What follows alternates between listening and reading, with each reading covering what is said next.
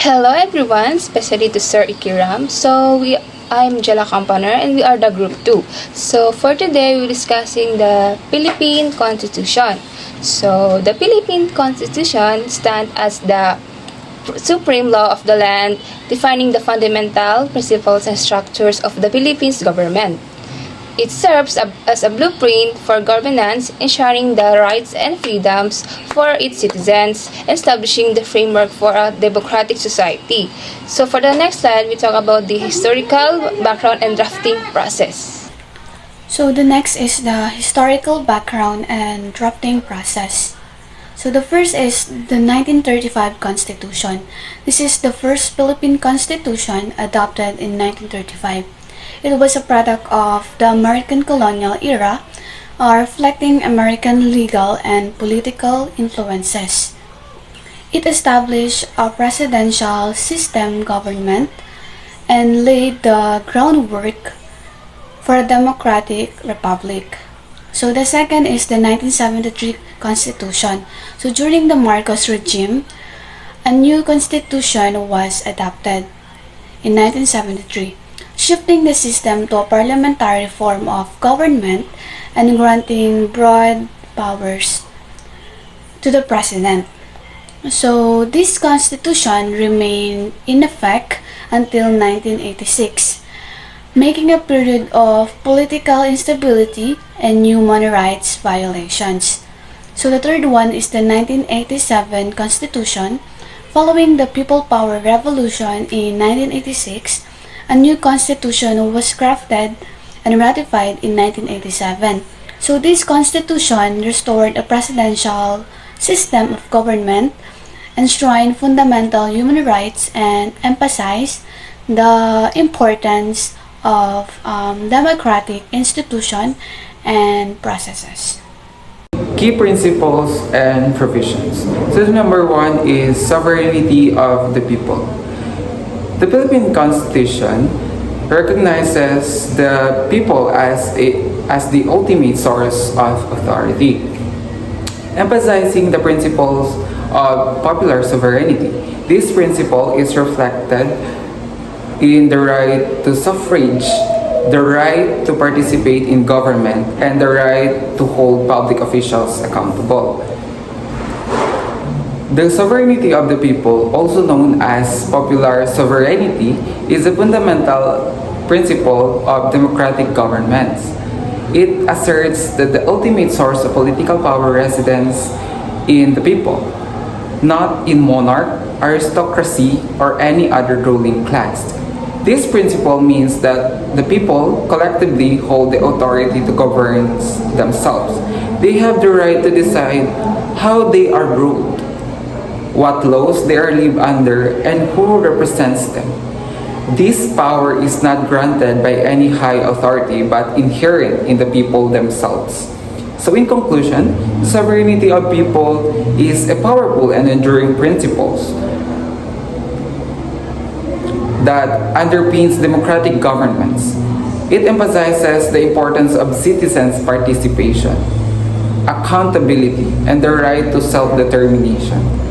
While its implementation and interpretation have evolved over time, it remains a cornerstone of modern democratic societies. The number two is rule of laws. The Constitution upholds the rule of law, ensuring that all citizens are equal before the law and subject to the same legal processes. This principle safeguards against the arbitrary power and promotes fairness and justice. Rules and laws are both set of guidelines designed to regulate behavior and maintain order within society. While they share a common goal, there are significant differences in their creation, enforcement, and consequences for breaking them. Both rules and laws are crucial for maintaining order and stability within a society. Rules help us learn about acceptable behavior and prepare for living within a large social context. Laws provide a framework of justice, protect individuals' rights, and ensure that everyone is held accountable for their action. Understanding the distinction between rules and laws is essential for navigating our complex social world. So the third one is separation of laws. The Constitution establishes a system of separation of powers, dividing into government authority among three branches, which are the legislative, executive, and judicial. This separation ensures checks and balances, preventing any one branch becoming too powerful. So each distinct branch has its own specific powers and responsibilities. The goal is to prevent any one branch from becoming too powerful and ensure balanced power within the government. So the legislative branch, this branch is responsible for making laws. In most democracies, this bicameral legislature, meaning it has two chambers, a lower house, often called the House of Representatives or Assembly, and the upper house, often called as the Senate.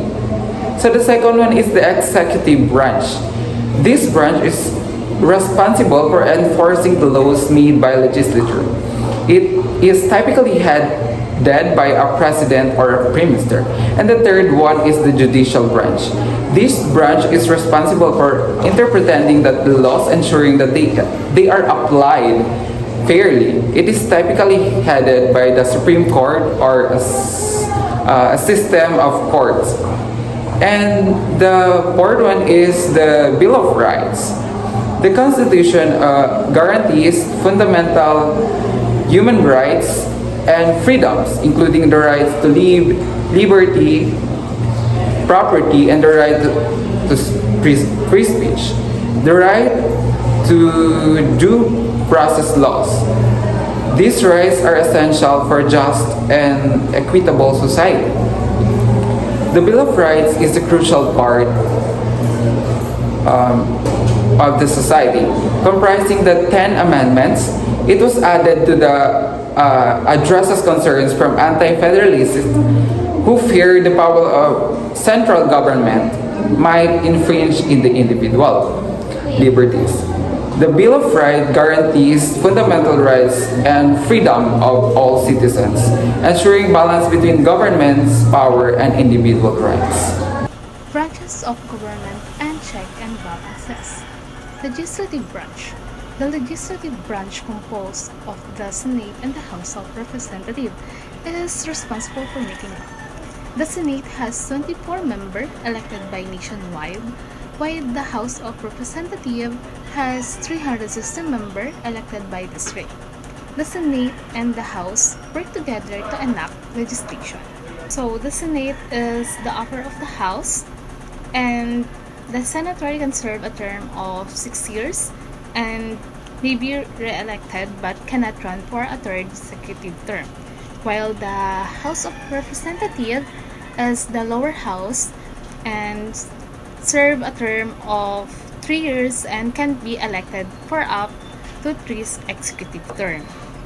Executive branch. The executive branch headed by the President is responsible for implementing law. The President is elected nationwide and serves as the head of state and commander-in-chief of the armed force. The executive branch also includes the cabinet, composed of appointed officials who oversee various departments and agencies. So the executive branch is headed by the President, who serves as the both of head of the state and head of government. So the President is assisted by the Vice President and the cabinet, composed of the department secretaries like Department of Education and Department of Health. So the President has the authority to implement law, oversee government programs, and ensure the security and defense of nation. Judicial branch. The judicial branch, led by the Supreme Court, is responsible for interpreting law. The Supreme Court is the highest court in the land with the power to review and overturn laws deemed unconstitutional. The judicial branch also includes lower court that handle various legal access. The Supreme Court has a Chief Justice and Associate Justice who interpret the Constitution and review laws. So the judicial system also include lower court such as the Court of Appeal, Regional Trial Court, and the Municipal Trial Court. So, significance and impact of the Constitution. So, there are four significance and impact of the Constitution.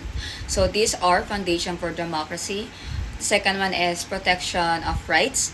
The third one is economic and social development. And lastly is the national unity and identity. The first one is foundation for democracy.